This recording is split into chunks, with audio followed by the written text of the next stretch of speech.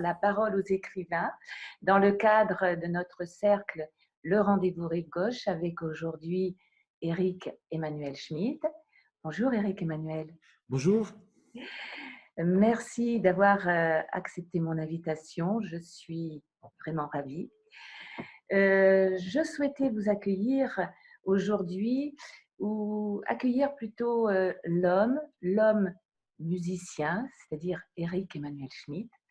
Et parce que je sais que la musique est l'art que vous placez bien au-dessus des autres arts, est telle une partition, on va suivre les notes de musique et vous accompagner quelques instants sur votre propre chemin de vie. Acceptez votre main, cette main tendue que vous nous offrez régulièrement comme écrivain et dramaturge, pour répondre dans cette demi-heure à quelques questions sur notre quête personnelle, notre quête de sens. Alors peut-être commencer par l'essentiel, par le commencement aussi, c'est l'amour. L'amour, ce socle dont nous avons tant besoin, et qui est l'amour de vos parents, de votre mère, à qui vous avez consacré la dernière publication, fin d'année 2019, sur le journal d'un amour perdu, édité chez Albin Michel. Alors, l'amour, Éric Emmanuel. Vous savez, souvent dans la vie, on se pose des tas de questions tout à fait théoriques auxquelles il n'y a qu'une seule réponse très pratique, l'amour. Euh, euh, Moi, avec ma raison, je me pose mille questions de philosophe, mais j'habite le monde avec avec bonheur et volupté parce que j'ai eu la chance de recevoir l'amour, d'être conçu par amour, et ensuite de grandir sous des regards d'amour qui étaient les regards de mes parents. L'amour avec mon père était difficile, tendu, compliqué, complexe, mais il était présent. Et l'amour avec ma mère a été une totale réussite pour nous deux. Voilà. Je pense qu'on se serait aimé même si je n'avais pas été son fils, même si elle n'avait pas été ma mère. Vous savez, on a tous une mère et un père, mais ce n'est pas forcément la personne avec qui on s'entendrait. Et moi, j'ai eu cette mère absolument merveilleuse qui, je pense que les quelques qualités que je peux avoir, je les fais simplement qu'en hériter. J'avais une mère qui s'émerveillait de vivre, qui n'était jamais lasse de la beauté des choses, du printemps, par exemple, en ce moment. Devant ma fenêtre, j'ai un tilleul que nous aimions tous les deux, sur lequel elle adorait passer des heures et des heures à lire. Euh, voilà, quelqu'un qui s'émerveillait, qui aimait les arts, qui aimait la littérature passionnément, la langue française. Bref, j'ai fait que recevoir, qui aimait les voyages. Et, euh, et donc, cet appétit, je n'ai jamais pensé qu'on m'avait fait un sale coup en me mettant au monde.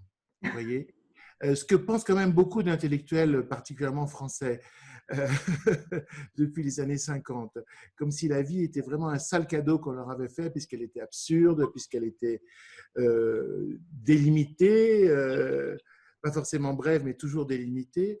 Et non, moi, j'ai considéré qu'on m'avait fait un immense cadeau en me mettant au monde, et ce qui fait que d'ailleurs, même après la disparition de ma mère, j'ai travaillé à retrouver cet émerveillement et cette joie de vivre en moi, malgré la profonde tristesse de la séparation et malgré le manque aigu que je ressens, même si après j'ai aimé d'autres personnes dans ma vie, mais ça c'est l'amour fondateur. C'est parce qu'elle a su m'aimer que j'ai su l'aimer que j'ai après pu aimer d'autres personnes, parce que je savais comment on faisait. Oui, mais alors, nous pourrions évoquer peut-être une relation d'âme avec elle, au-delà, puisque vous dites que vous auriez pu l'aimer, vous auriez pu vous aimer sans avoir cette relation euh, fils-mère, mais en même temps, donc, au-delà, votre socle de confiance, vous parlez de joie en Oui, la vie, de confiance a commencé à se mettre en place à ce moment-là. oui. Oui, parce que ma mère était une sportive de haut niveau Ah oui, et ça veut dire qu'elle savait apprivoiser le temps. Parce que qu'est-ce que c'est un sportif de haut niveau? C'est quelqu'un qui sait qu'en s'entraînant, en travaillant régulièrement, on va changer son corps, on va améliorer ses performances. Donc j'ai toujours vécu avec l'idée que le temps n'était pas un ennemi, quelque chose que l'on subit, mais que c'était un allié actif, un ami de la vie. Et qualité. donc, voilà. Et donc, elle m'a rendu au fond très actif, très entreprenant, très travailleur, parce que le désir pour s'accomplir a besoin du temps et va occuper le temps. Donc ça, c'était une grande leçon qui venait, elle, de son passé de sportif de haut niveau. Alors, justement, euh, comment avoir eu cette espèce de rupture, et même par rapport au temps, au moment de l'adolescence, rupture avec vous-même, puisque vous avez une formule qui m'a interpellée. Vous dites que l'adolescence est le deuil de l'avenir. Or, il nous semblerait, a priori, qu'on arrive adolescent, alors les parents, c'est derrière, et puis c'est le lieu de tous les possibles, ce qui nous attend.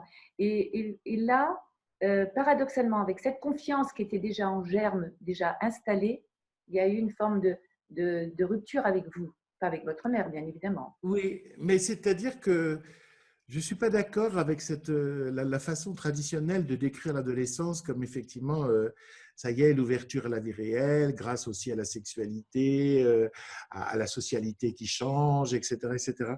Je pense que l'adolescence, c'est d'abord un deuil.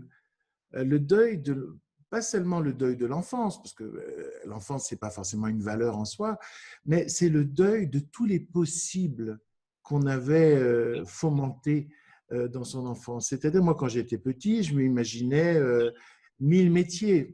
Je serais à la fois géologue, je veux dire, pilote d'avion, prince d'Angleterre. Je pensais, voilà, je pensais que tout était possible. Et puis, on se rêve aussi 1000 physiques. Enfin, bref, on rêve de l'infinité des possibles.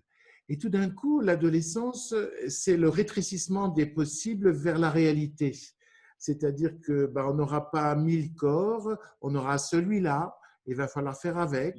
Moi, j'étais très, très surpris de ne pas découvrir que finalement, je ne ressemblais pas à Alain Delon, quoi. Ça m'aurait Mais bien mieux arrangé. qu'Alain Delon, mieux qu'Alain Delon. Bon, non, c'est ça. Mais du coup, je l'ai eu comme interprète. Ben Euh, voilà. voilà. Mais, et puis surtout, voilà, on est envahi par les désirs qui sont nous, mais qui sont aussi pas forcément nous, puisqu'ils nous arrivent comme quelque chose, enfin, en tout cas, pas d'étrangers à notre corps, mais d'étrangers à notre corps d'enfant. Donc, il y a une irruption comme ça qui est extraordinaire. Et puis, eh ben, la réalité de l'avenir, elle se précise parce qu'on se rend compte qu'on est dans une filière d'études, on se rend compte finalement des classes sociales, on se rend compte qu'on est dans tel pays, qu'on va faire ses études en telle langue, que ça c'est possible, ça c'est impossible. Au fond, non, l'infini des possibles se réduit pour un couloir d'étranglement qu'on appelle la réalité. Et moi, je crois vraiment que beaucoup de déprimes ou de dépressions adolescentes sont dues à ça. Et c'est ce que j'ai connu moi. Donc, c'est l'objet de l'acceptation de notre incarnation, en fait. Oui, On sort de. Vous étiez en fusion avec votre maman, là, et là, c'est. j'étais en fusion avec ma mère et avec les rêves. Voilà. En général, Euh, la matrice, ça va ensemble. ouais, voilà. Alors finalement, j'ai accepté la séparation, mais je n'ai pas perdu les rêves puisque je suis devenu romancier, dramaturge, etc. Il fallait quand même que j'ai 1000 vies et j'ai trouvé le moyen d'avoir 1000 vies. Une seule, ça ne me suffisait pas. Oui, celle de professeur de philosophie n'était pas suffisante. Elle vous a donné la structure du temps, Saturne, la structure. Oui, non, non, mais je pense que j'aurais enseigné toute ma vie la philosophie à l'université comme je l'ai fait pendant 5 ans avec bonheur, parce que c'est un exercice absolument merveilleux. Euh, Pourquoi? Parce qu'on donne à l'étudiant la boîte à outils pour qu'il soit libre et pour qu'il pense par lui-même. C'est quand même merveilleux de pouvoir apporter ça à l'autre. Et moi, c'est ce que je faisais pendant mes cours. Je leur disais, ne dites pas ce que je dis, ne pensez pas ce que je pense, mais faites ce que je fais. Réfléchissez par vous-même. Voilà la boîte à outils. Maintenant, servez-vous-en. Ça, j'adorais faire ça. Seulement, je suis un des rares hommes qui a été tellement gâté par le destin, c'est-à-dire que dès ma deuxième pièce, je vivais de mes droits d'auteur puisque j'ai été joué dans le monde entier et donc j'ai quitté l'enseignement après 4 ans d'enseignement à l'université. Vous avez continué à transmettre Oui, et donc avec à nouveau dans ce temps linéaire, dirons-nous, une autre expérience que vous nous avez confiée en 2015, La Nuit de Feu. Lorsque, alors d'abord, avant, non, il y a la musique. On parlait de l'adolescence. Quand même, j'oubliais notre Mozart. oui, Je ne devrais pas. oui. La musique. Mozart, parce que vous parlez de la beauté. Là aussi, ça participe à notre confiance. Alors avant le Sahara, Exactement. il y a la rencontre avec la musique et Mozart. Oui, Mozart m'a sauvé la vie. Euh, J'étais dans cette période adolescente qu'on a décrite Oui, et j'avais envie de fuir, quoi. Pas de faire une fugue pour quitter mes parents, pas de m'enfuir dans l'alcool ou la drogue. Non, c'était une fuite encore plus radicale. J'avais des pulsions suicidaires et j'étais même en train de planifier tout ça. Et puis, il est arrivé une chose inattendue. Euh, une professeure de musique a choisi 4 ou 5 élèves et leur a offert un cadeau, les emmener voir les répétitions des Noces de Figaro de Mozart, l'opéra. C'était à Lyon, à l'Opéra de Lyon.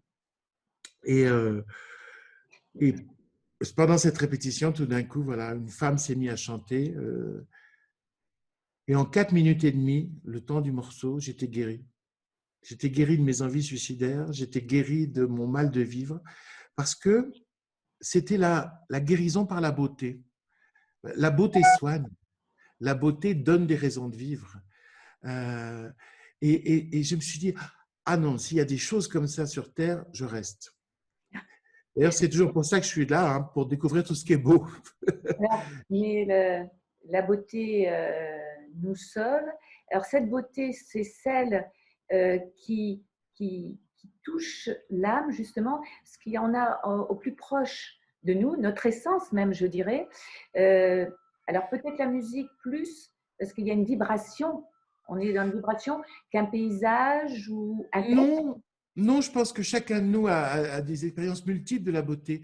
J'essaierai de réunir toutes ces expériences sous le même concept pour essayer de définir la beauté. Oui, C'est une célébration de c'est un beau l'existence. mot. Oui. Voilà. La beauté célèbre. La beauté d'un pays, la beauté qui sort d'un paysage, c'est une célébration de la nature. La musique, elle célèbre le temps qui coule en faisant quelque chose.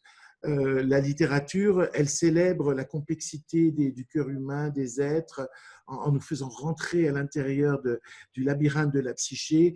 Et elle, même quand elle est dépressive, Oui. elle célèbre. Vous voyez, même un Beckett célèbre l'existence parce qu'il s'étonne malgré tout de ces humains que nous sommes. Donc, on a besoin d'explications parfois. C'est pour ça qu'on va du côté de la science et qu'on va du côté de la philosophie. Mais on a surtout besoin de célébration, c'est-à-dire d'aimer, d'admirer.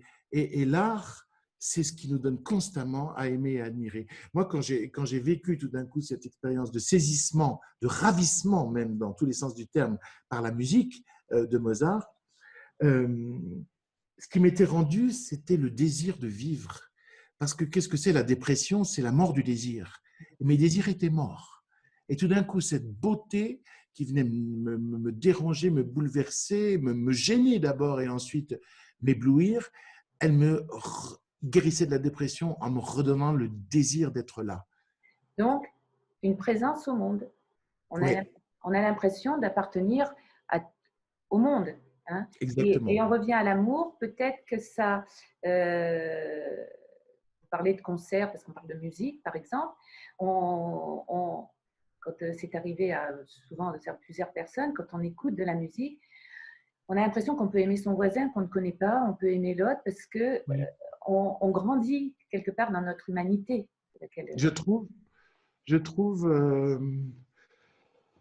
car la musique, ce n'est pas l'expérience que de soi, c'est une expérience qu'on fait en soi, mais qu'on veut immédiatement partager ou, dirait Emmanuel Kant, universaliser. Universalité. Voilà, mais bien sûr, moi je ne peux pas entendre une belle chose sans immédiatement être dans un désir ardent de faire découvrir cette chose aux gens que je connais, bien sûr. Donc, c'est une réconciliation, l'expérience de la beauté, réconciliation avec l'être. Et je dirais, c'est aussi même une augmentation, une intensification de l'être, mais une augmentation, c'est-à-dire on va se tourner vers l'être pour les autres, pour partager ça. Donc, c'est impossible de vivre sans ça. Ah ouais, c'est impossible. Ça, je partage personnellement. Et donc, après, nous arrivons à cette expérience mystique. Alors, on sait qu'une expérience mystique, elle est justement personnelle. Elle n'est pas, on ne peut pas la communiquer ni la vivre, mais au moins, son témoignage nous est utile. Et à nouveau, cette confiance a été assise grâce à la foi. Grâce à cette foi, la foi sont comme des fiançailles, la foi. Hein, la foi, fiançailles avec. Alors, racontez-nous, je sais que vous l'avez raconté donc en 2015, mais c'est toujours une belle expérience. Je l'ai raconté parce que au début, je croyais que ça ne regardait que moi. Et puis, quand j'ai commencé à en parler, je voyais que je n'en disais jamais assez. Parce qu'au fond, ça concerne tout un chacun. Nous sommes tous en recherche spirituelle, tous, tous, tous, tous. Et j'avais envie de témoigner aussi bien de mon désarroi spirituel dans la première moitié du livre que de ce comblement que j'ai pu connaître dans le Sahara. Oui, ben, j'ai fait un voyage qui était un voyage d'aventure. C'était une marche dans le désert de 10 jours, de Tamanrasset à la Sécrème, les hauts plateaux rocheux du Hogar. Et on couchait à la belle étoile, on marchait la journée. Et un jour, je me suis perdu, mais vraiment bien. Je me perds tout le temps. Hein. Je n'ai aucun. C'est une case du cerveau que je n'ai pas. Moi, au bout de 2 virages, je ne sais déjà plus où je suis. C'est terrible. Mais je me perds souvent sans rien trouver. Là, je me suis perdu en trouvant quelque chose d'extraordinaire. C'est-à-dire, j'ai passé 32 heures perdu totalement dans le massif du Hogar, sans rien à boire, sans rien à manger, dans ce qui aurait dû être une inquiétude existentielle et vitale terrible, et c'est exactement le contraire de ce que j'ai vécu. C'est-à-dire, quant à la nuit, je me suis rendu compte que j'étais perdu, je me suis dit, ça va être horrible cette nuit, et j'ai vécu tout le contraire, j'ai vécu une nuit mystique que j'ai appelée la nuit de feu dans mon livre, pour reprendre l'expression de Blaise Pascal, le philosophe, décrivant lui-même sa nuit mystique, car comme moi, il n'avait pas la foi, et il l'a reçue en une nuit. Et voilà, cette nuit a été l'expérience de l'extase, de la rencontre, et une expérience au-delà des mots, mais… Est-ce que c'est un exemple pour nos amis de quitter le contrôle, de s'abandonner? Quand voilà, on est à l'ultime, c'est la seule leçon. On a peur. On a peur de mourir, c'est notre aiguillon. Vous vous trouvez dans le désert, la peur devrait arriver. Et peut-être que justement, quand on est à l'extrême, on quitte le contrôle, que notre ego s'efface et on s'abandonne. Et c'est ce lâcher-prise dont on parle tant. Et, tout à fait. J'ai mis ça dans une phrase du Visiteur qui rencontre, ma deuxième pièce, celle qui m'a fait connaître, qui est une retranscription intellectuelle de Manu Mystique, puisque c'est une nuit où Freud rencontre Dieu sur son divan. Et à un moment, Dieu lui dit, s'il n'y avait pas ta faiblesse, par où pourrais-je entrer? Voilà. Voilà. Souvent, moi, je rencontre des gens qui me disent, vous savez, moi, je suis en quête spirituelle. Je dis, bah, nous sommes tous. Oui, mais je cherche Dieu, je cherche Dieu. Je dis, n'en cherchez pas trop, s'il vous plaît. C'est-à-dire, ne soyez pas concentrés, fermés, dominateurs. Moi, je suis rentré dans le désert dans un état de maîtrise de mes pensées, je croyais, de mes émotions, de mes sentiments. J'étais obsédé par la maîtrise. Et cet événement qui est se perdre totalement et perdre tous ses repères et l'éventualité même de perdre aussi la vie, m'a fait quitter le champ de la maîtrise.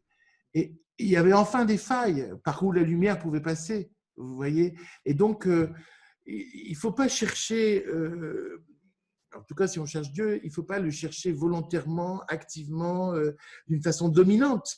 On ne va pas à sa rencontre en torpedo. C'est peut-être par la faiblesse, c'est peut-être par le désarroi, c'est peut-être par la rêverie que les choses peuvent arriver, par la faille. Par la faille. Et donc, cette foi, à ce moment-là, vous permet de sortir, comme vous dites, des certitudes et d'accueillir aussi alors, la foi, la confiance et le mystère. Alors, le mystère, ce serait Dieu? Non, le mystère, c'est notre condition. Vous voyez, dans les années 50, on disait que c'était l'absurde, la condition humaine. Moi, je crois que c'est le mystère, la condition humaine. Je suis beaucoup plus pascalien. Qu'est-ce que c'est la différence entre l'absurde et le mystère?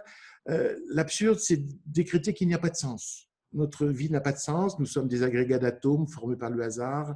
Et c'est éphémère, c'est à la fois spontané et éphémère, et c'est dépourvu de sens. Et du coup, il y a une désespérance totale qui peut accompagner ce sentiment-là.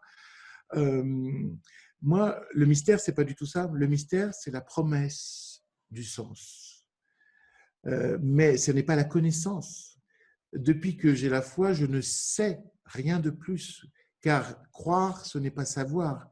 Je ne sais absolument rien de plus, mais j'habite mon ignorance d'une façon différente. J'habite mon ignorance avec confiance. Je fais crédit. Quand je ne comprends pas ce qui se passe, et pourquoi je suis là, pourquoi même la violence, etc., je me dis, il doit y avoir un sens. Ce sens m'échappe. C'est-à-dire, je m'accuse, moi, de ne pas comprendre. Je m'accuse, moi, de la finitude de mon esprit. Je n'accuse pas le monde d'être incompréhensible et d'être fini. Pour moi, le monde est infini et moi, je suis fini. Alors, c'est à ce moment-là, on retrouve vous mettez en exergue cette fragilité de la vie que vous acceptez. Et on pourrait à ce moment-là rappeler, vous parliez de Pascal, peut-être plus Montaigne, qui nous invitait à Oui. dire oui à cette vie, bien qu'elle soit, et la chérir, bien qu'on sait qu'elle soit fragile, et l'accueillir. C'est pas bien que, c'est parce que. Parce que justement, oui, voilà. Oui, c'est ça, c'est ça. Parce que elle Parce est. que, oui, oui, la vulnérabilité de la vie, la vulnérabilité de ce cadeau qui nous est fait de recevoir la vie, fait qu'on doit la respecter, la vie, se mettre toujours du côté de la vie et pas du côté du néant, et essayer de la croître et de l'intensifier, cette vie, tout en la respectant. C'est un chemin de morale, d'action qui suit cette façon d'habiter le mystère, vous voyez. Et bien sûr, il y a ça dans Montaigne. Montaigne nous dit, comme les anciens, pensez chaque jour que la vie est. Pensez chaque jour que je suis mortel. Moi, j'ai transcrit ça pour les contemporains parce que les gens ne veulent pas penser qu'ils sont mortels. On est dans une civilisation. Regardez d'ailleurs ce qui se passe un peu en ce moment. On considère que la mort est un accident, donc on va essayer de réduire cet accident. Bon, comme s'il y avait un déni de la mortalité. Or, c'est notre condition fondamentale. Et donc, la phrase de Montaigne et des anciens, j'ai envie de la mettre sous une formulation moderne. Non pas penser chaque jour que je suis mortel, mais penser chaque jour que je suis vivant. Vivant, voilà. C'est-à-dire que on est là, on perçoit, on vibre, on sent. C'est un privilège, c'est un cadeau. Quand on pleure ceux qui n'ont pas ça, on perd la perte de ce cadeau pour eux d'abord, pour nous ensuite s'il nous manque. Mais voilà, pensez chaque jour qu'on est vivant. Alors, ce serait là que se placerait notre liberté? Moi, j'ai du mal avec la liberté parce que je n'ai jamais su dans ma vie ce qui était la part de destin et de liberté. Et je laisse la porte ouverte. Je me pose réellement la question de ce qu'est destin et liberté. Parce que plusieurs fois, j'ai plutôt eu le pressentiment d'éléments du destin chez moi ou chez les autres. Et donc, ça ne relevait ni du hasard ni de la liberté absolue. Je crois que la liberté, pour moi, c'est le consentement à la nécessité. Ah, C'est c'est une belle pirouette quand même. oui, c'est une pirouette qu'a quand même déjà bien réussi Spinoza en son temps, Oui, oui, oui, qui oui. était- qu'on n'a pas retenu pour ses qualités d'acrobate, mais d'intellectuel. Non, oui, non, mais c'est une pirouette, vous avez raison. C'est-à-dire que c'est une pirouette parce que n'ayant pas de certitude sur qu'est-ce qui est déterminisme, qu'est-ce qui est destin, qu'est-ce qui est liberté, euh, j'essaye d'avancer en me disant que avancer, c'est consentir à ce que l'on est profondément, consentir à sa tâche une fois qu'on l'a aperçue, vivifier ses dons une fois qu'on les a aperçus et les offrir aux autres et entretenir le feu incessamment. On ne se repose pas d'être soi ou d'activer les dons qu'on a pu recevoir. On le doit au fait qu'on a reçu le don et on le doit aux autres. Le don, c'est toutes sortes de dons, c'est pas seulement les dons artistiques. Hein, Bien sûr. mais voilà, il n'y a pas de hiérarchie dans ce que je dis, ni de limitation. Mais voilà, une fois qu'on a trouvé, qu'on sait de quelle fibre on est fait, là où on excelle, là où on est bon, parce qu'on l'a découvert soi-même ou que les autres nous l'ont enseigné, eh bien, voilà, c'est se mettre de ce côté-là. Donc, consentir à soi et être soi au mieux. Oui. Et donc, à ce moment-là, aller jusqu'à cette, vous parlez de Spinoza, jusqu'à cette joie, parce que vous en parlez même dans votre livre sur votre maman, c'est Oui, transformer cette tristesse en joie de vivre. Hein. tout à fait. Donc, accepter la vie, la joie, et on est sûr d'être. Il y a un travail de la joie, c'est souvent ce qu'on oublie. On est conscient du travail de la sagesse, parce qu'on sait que c'est pas facile d'être sage, mais dans la sagesse, il y a la joie. Et la joie, elle est aussi l'objet d'un travail. Parce qu'on peut totalement regarder sa vie sous deux angles, l'angle de la tristesse ou l'angle de la joie. Si on regarde sa vie sous l'angle de la tristesse, ça veut dire que c'est quoi? On regarde ce qui nous manque. Alors, il y a toujours infiniment de choses qui nous manquent. Et en plus, plus on avance en âge, c'est-à-dire plus on perd d'être proche, etc., plus il nous manque des choses. Mais on peut regarder sa vie sous l'angle non pas du manque, c'est-à-dire de la tristesse, mais sous l'angle du plein, c'est-à-dire de la joie, car la joie est rapport au plein. Alors déjà, on se réjouit d'être, et puis après, on se réjouit d'être en relation avec ceux avec qui on est en relation, ou avec le monde, ou avec la beauté du monde, etc. On essaye de se contenter de ce que l'on a, de se réjouir de ce que l'on a, plutôt que de penser à ce qu'on n'a pas. Et là, ça devient un peu militant dans notre civilisation, qui est complètement mercantile, basée sur la publicité, nous créant des manques imaginaires. Tout d'un coup, on n'a pas la dernière version de ceci, de tel gadget électronique, on n'a pas fait les vacances à tel endroit où tout le monde va, on n'a pas essayé ce restaurant. Je veux dire, c'est bon de sortir de cette intoxication par le manque qui est la marque de notre civilisation actuelle. Donc, le, le message aujourd'hui, ce serait de cultiver la relation avec nous-mêmes pour Oui. la cultiver également, la célébrer, pour prendre un mot de l'introduction, la célébrer avec les autres. Et c'est Ah peut-être oui, complètement. qu'on peut accepter notre condition humaine plus facilement.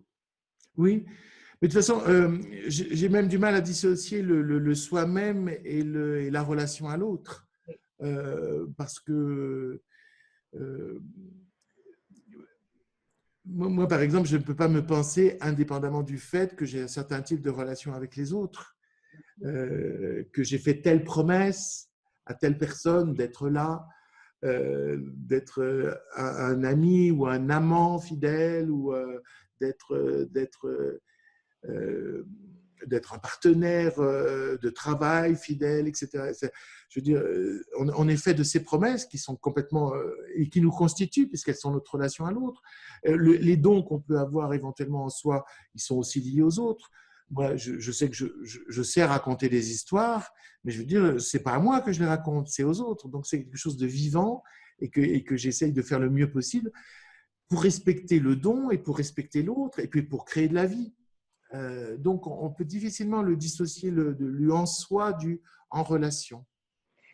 Alors, cher Éric Emmanuel, un mot ou quelques mots pour conclure pour nos amis. Déjà, Oui, une demi-heure déjà. On peut continuer. On reviendra. Ils en sont témoins. Je prends date avec vous. Promesse. voilà, je prends. Euh, non, moi, il y a une petite phrase que j'aime beaucoup, que j'ai mis dans un de mes livres, Oscar et la Dame Rose. Oui. C'est comme une phrase que m'a livré cet enfant, puisque vous savez, quand on écrit, on est habité par les personnages, on n'est pas l'auteur des personnages, on est le tympan par lequel le personnage vibre et on retransmet ça sur le papier. Et ce petit garçon malade, dans ses derniers jours de sa vie, a tout d'un coup le sentiment de la présence du monde, de la beauté de la nature, du jour qui se lève, etc. Et il dit, ça y est, j'ai compris le secret, vivre chaque jour comme si c'était la première fois. Merci, Éric Emmanuel. Mes amis, eh bien, c'est sur ce mot, je n'en rajouterai pas un autre, juste garder la joie de vivre. Et je vous dis à très vite pour une prochaine émission, La parole aux écrivains.